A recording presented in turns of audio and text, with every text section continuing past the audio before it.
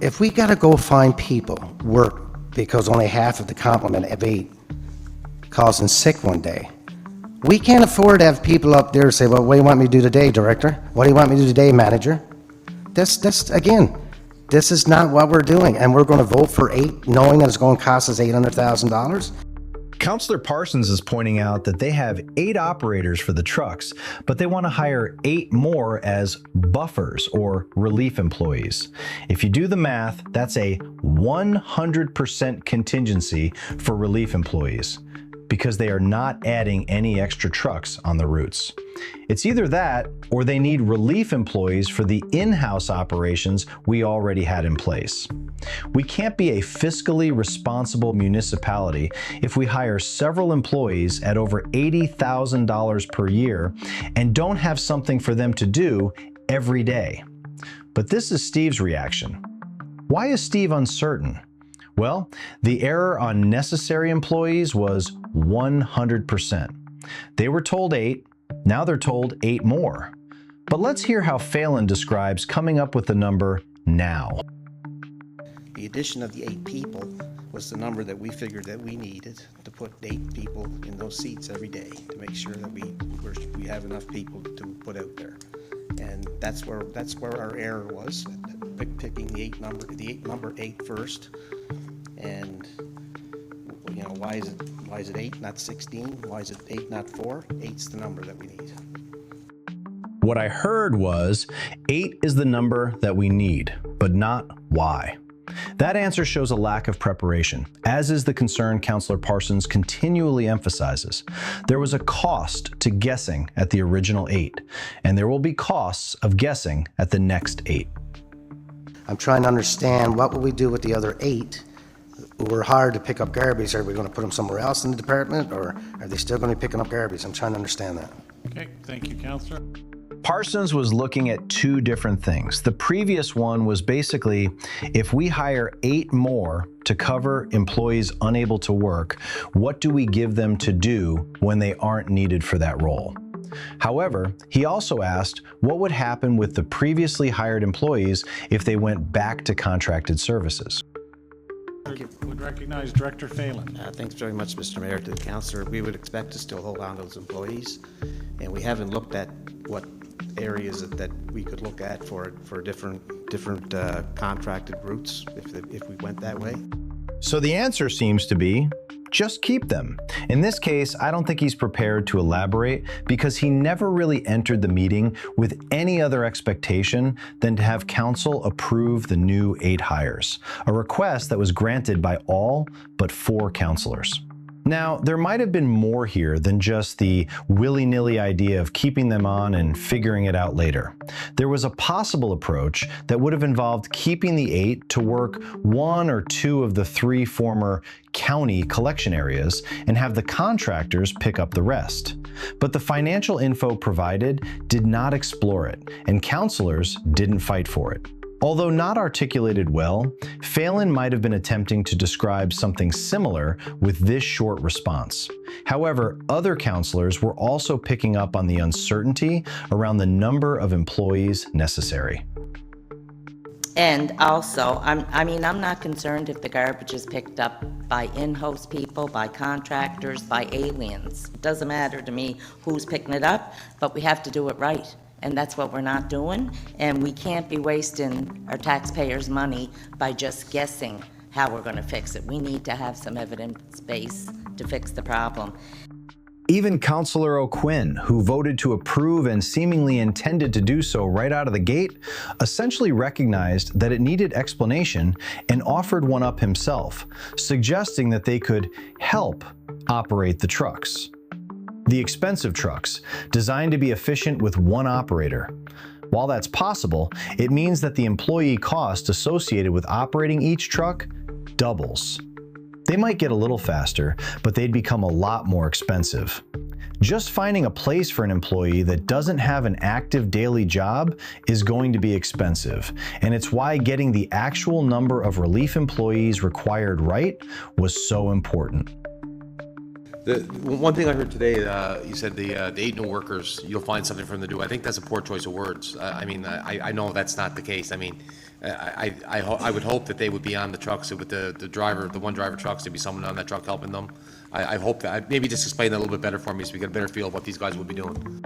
This leads to an interesting situation where Manager Milley stands right in front of Director John Phelan and decides that he can better clarify what John meant than John himself. As John watches someone else explain what he meant, Milley proceeds to essentially say the same thing. So not to jump in on what John had already said, and I think that what he had meant was if we go for a full contracted route, those resources will be absorbed into our public works realm, which incorporates all three public works divisions, solid waste and/or transit. Would they be exclusively working on garbage trucks every day? Well, depending, not necessarily. Not necessarily? That's kind of important because, I mean, The original Yeah. hire was specifically for garbage, as you know. Yeah. So it would depend, I guess. It would depend on the need and the requirement at the time. Milley probably didn't understand what Phelan meant. I believe Phelan was speaking about sharing the routes, keeping the 8 on 1 or 2 of 3 zones, and contractors taking over the remaining. Milley describes having the contractors take over all 3 zones again. Then it poses the question of what to do with the 8 employees already hired at over $80,000 a year. But as he finishes up, his conclusion is similar. Absorb them into public works somewhere. In fairness, during the meeting, the CAO clarified that Public Works has many openings during the year that would allow them to be absorbed. However, from my perspective, we're not supposed to create jobs because we have an employee we need to put somewhere. We're supposed to hire employees when we have a position that needs to be filled. Prior to the CAO's interjection, the solicitor also decided maybe a basic lesson on human resources was in order for the council, director, and manager, and clarified with the following. There seems to be a lot of concern about the 8 employees and how they may or may not fit in. There is a collective agreement in place, and let's just say a month or 2 months down the road from now, we decide, for whatever reason, that we only need 14 or we only need 13. We do have the right to lay employees off. We don't want to, but that is an option. So you're not stuck with these 8 employees for perpetuity or... He was right, and based on discussion, it seemed like it was necessary to state the obvious. However, some councillors clued in that instead of just figuring out how to get rid of employees already hired or finding someplace to put them, another option was to actually figure out how many were actually needed and expand the team more carefully. I want to know is, I even talked to Gillespie a little while ago. We said 8 people. We said 4. We said 18. 16. Can we go for 6 and 6 months? Why not consider hiring 4, which is $350,000 in savings versus the 8 at $700,000, and then after review, whether it's a week, a month, or 6 months, the director can come back to council and say, you know, we're still not where we want to be, and I'm putting on the table to hire 2 more. But you got to have something for them to drive, number 1, and not find work for them, number 2. Let's be honest here. We're talking major dollars that we don't have.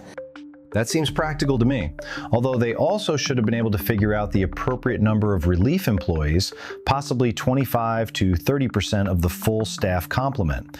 However, if they are a team making 100% errors, it's prudent to start in smaller allocations. Heck, start with 2 hires and build from there. However, Milley makes a statement that gives pause. Perhaps the hiring was never really focused only on the 8 new operators that were hired for the former county routes. We currently have 18 personnel with 2 working foremen. At the current time, our working foremen are actually driving collection trucks, which is not the norm for us. So 2 of those 8 positions are specifically for that, is to replace those 2 guys on the trucks so that we can have them better manage our field operations.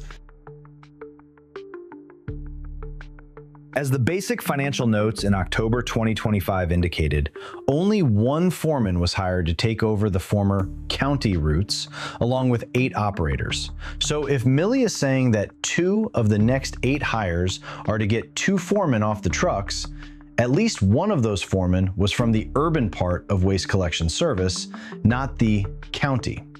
And what this might indicate is that maybe 8 is not the number because they need 8 relief employees for their current 8 operators, but they actually need relief employees across the entire waste collection fleet. And if that's the case, they should be making that clear and explaining why that is the case now and it was not the case before. Are we seeing a situation within the solid waste department, as we saw in the police services, that a large number of employees are unable to return to work for extended periods? When they initially hired only 8 drivers for 8 trucks, if we presume that executives, managers, and HR were not all simultaneously oblivious to the fact that people sometimes get sick or take vacation days, we might infer that they felt they already had sufficient relief employees for the entire garbage collection fleet available to be shared and that no additional hires were necessary. Then that suddenly changed.